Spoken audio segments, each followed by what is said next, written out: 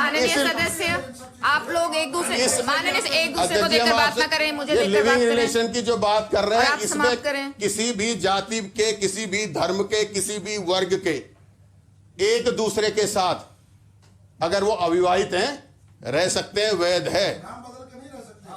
ये सिर्फ और सिर्फ हमारे उत्तराखंड को जो देवभूमि कहा जाता है, जो हमारे उत्तराखंड की संस्कृति है, जिसे हम जिंदा करने की बात कर रहे हैं, मैं तो ये कहता हूं कि इसको बैन करना चाहिए था, लिविंग रिलेशनशिप को ये बैन करना चाहिए था उत्तराखंड में।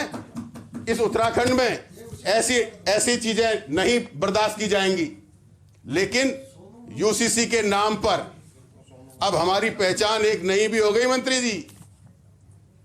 यूसीसी के नाम पर हमारी एक नई पहचान हो गई उत्तराखंड की।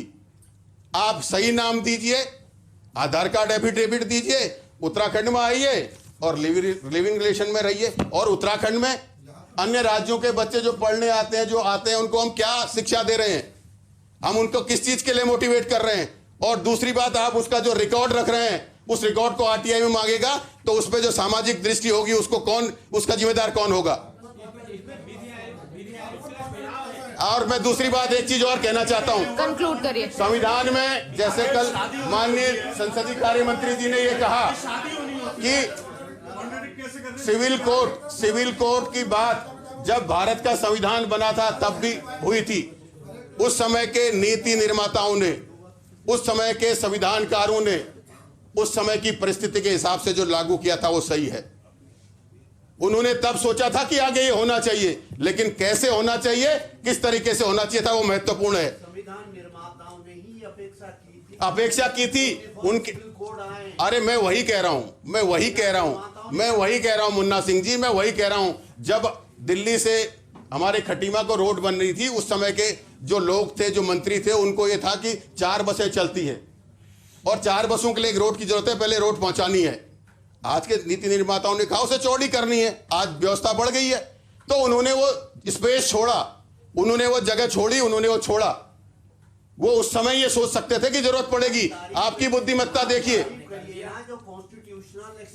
मैं आपसे काम किया नहीं, मैं कह रहा हूं भाई, बिल्कुल अगर आप लोगों को ये लगता है कि जो लिविंग रिलेशन में एक तो युवाओं के जो स्वतंत्रता का अधिकार है, जिसमें गोपनीयता का अधिकार है, आप उसे रजिस्टर्ड करके आगे कैसे ये होगा, ये समझ में नहीं आता। अध्यक्ष जी, मैं धन्यवाद करता हूं आपको कि आपने माननीय अध्यक्ष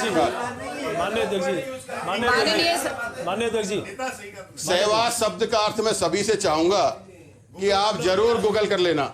माननीय अध्यक्ष जी, हमारे बहुत विद्वान साथी ने 2-3 बातें कही, मैं उनको थोड़ा स्पष्ट कर दूं। आपने कहा कि ये ड्राफ्ट अवधि 20 महीने तक मैं करती रही और 20 महीने में इन्होंने कट कॉपी पेस्ट की इन्होंने।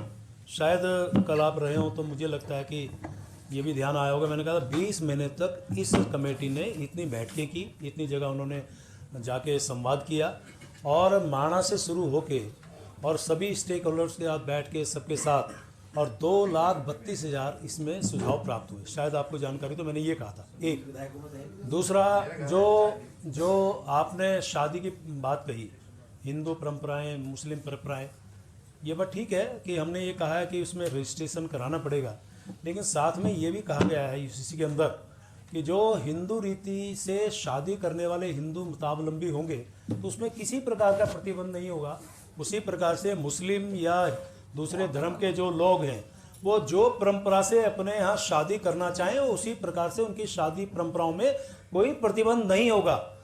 तीसरी बात, जो आपने लिव इन रिलेशनशिप में बहुत व्याख्यान दिया, मुझे समझ से परे है मेरी, क्योंकि मेरे पास बुद्धि थोड़ा कम है।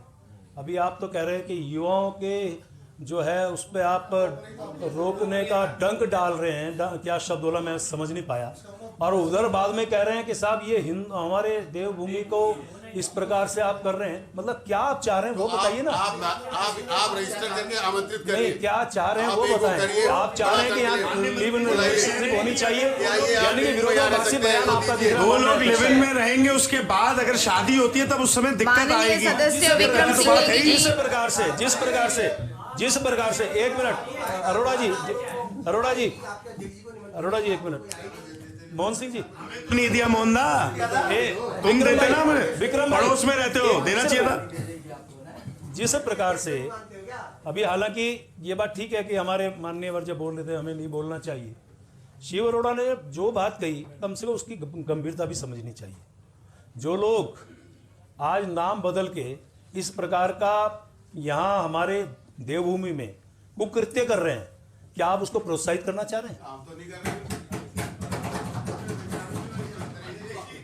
एक व्यवस्था का प्रश्न है, अगर अनुमति हो।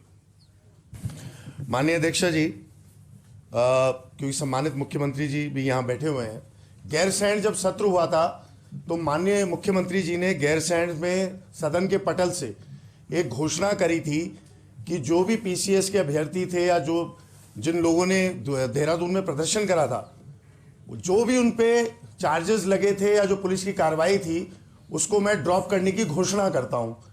वो अभी तक पूरी तरीके से नहीं हो पाएगी। मेरे को कई अभ्यर्थियों का फोन आया है।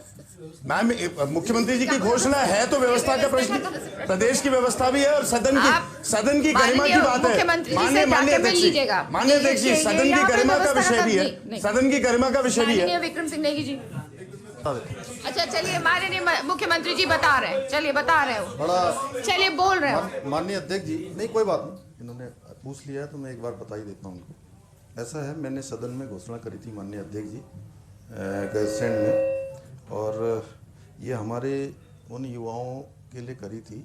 मैंने कहा था जो भी परीक्षा में भाग लेने वाले जो भी अभ्यर्थी होंगे, जो भी परीक्षा में भाग ले रहे होंगे, ये नहीं कि गुंडे बदमाश कोई आए होंगे उनका वापस नहीं करेंगे जी।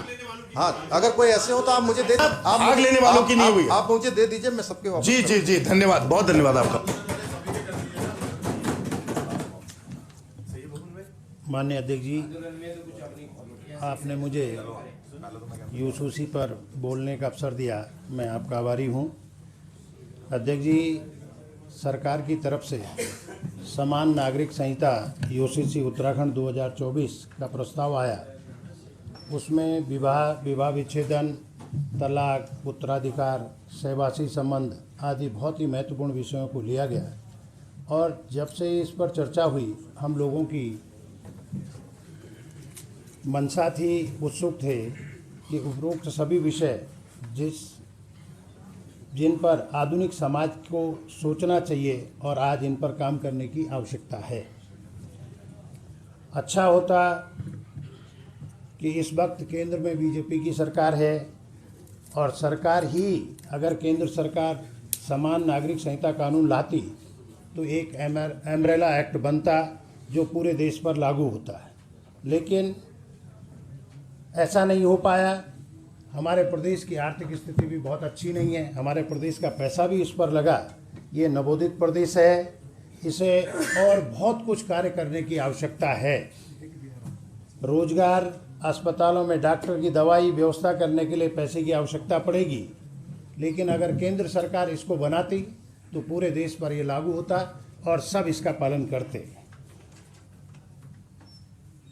क्या बीजेपी केंद्र सरकार ने इस कानून को लाने के लिए मना कर दिया और राज्य के लोग, यह राज्य संघर्ष साधकों से बना है।